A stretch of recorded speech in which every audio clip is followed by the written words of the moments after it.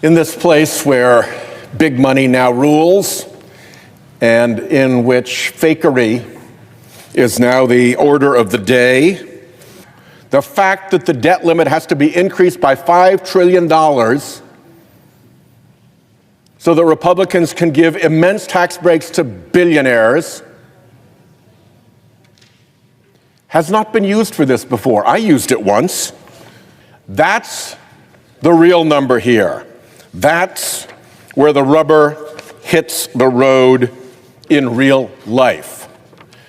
The maneuver that is being pulled right now to avoid that fact. While Congress plays fiscal pretend, one senator exposes the truth. Behind the speeches and spin, they're quietly jacking up the debt ceiling by $5 trillion, not to help working families, but to fund huge tax breaks for billionaires.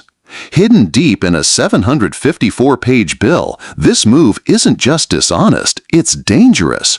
Here's the moment the mask comes off. In this place where big money now rules and in which fakery is now the order of the day and numbers no longer have to be real, there is one point that stands out, and that is that the fakery on the floor is belied by the language of the bill.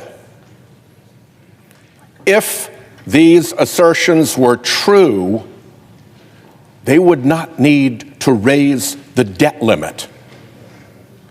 All of this fun and games, all of this parliamentary mischief that is happening right now crashes into the fact that in real markets, in the real world, outside of this fakery, the debt limit is actually a real thing.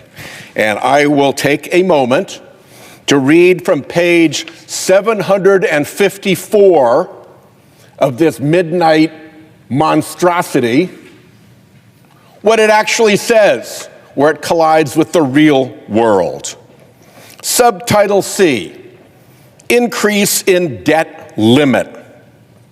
Section 72001, Modification of Limitation on the Public Debt. Line 20. The limitation under Section 3101B of Title 31 United States Code, as most recently increased by Section 401B of Public Law 118.5, 31 U.S.C. 3101 Note, is increased by $5 trillion. $5 trillion. That's the real number here.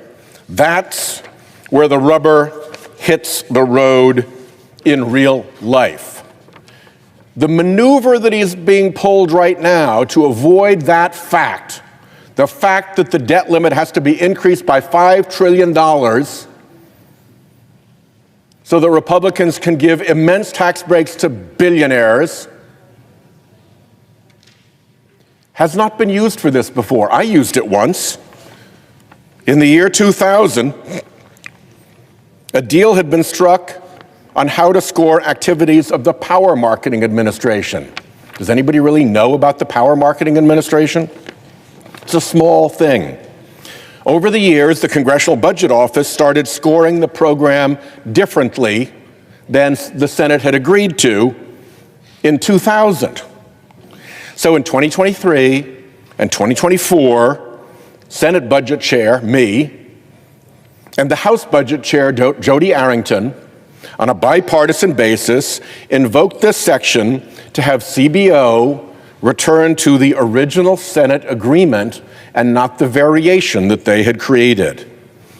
This is what Section 312 has been used for, to resolve technical ambiguity to advance a bipartisan appropriation deal, not to create Senate floor fakery belied by the $5 trillion debt limit hike that Republicans are obliged to pass to make good on this huge billionaire blowout that we're forcing through the Senate floor now. I yield the floor.